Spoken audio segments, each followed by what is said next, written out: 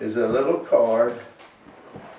It's a black card with a white dot on one side, right? No, it's a white card with a black dot on one side, and it is a two-sided card. So when I turn it over, there's 2 dots.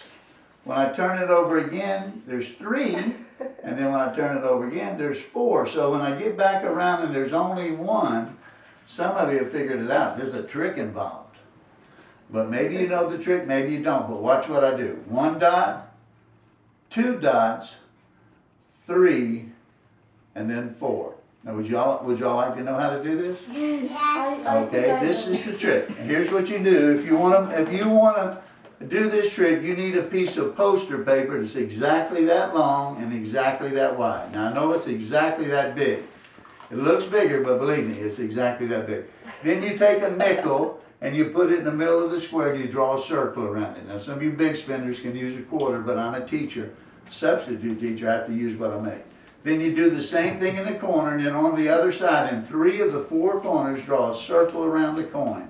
Use heavy-duty black paint or shoe polish and fill in the circles. Now be neat, start inside the circle, fill in all the circles. What was your name? Brittany. Brittany, before you try the trick, let the paint dry.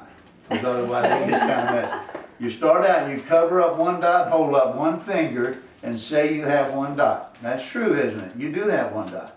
You just don't have to say anything about the other dot yet. Then you cover up the dot that's in the corner, turn it over, hold up 2 fingers, and say you have 2 dots. Okay? You don't say anything about the other dot. Then you cover up the empty space and turn it over and hold up 3 fingers and say you have 3. You're talking about fingers. They think you're talking about dots. Then you cover up the empty space, turn it over, hold up 4 fingers and say you have 4.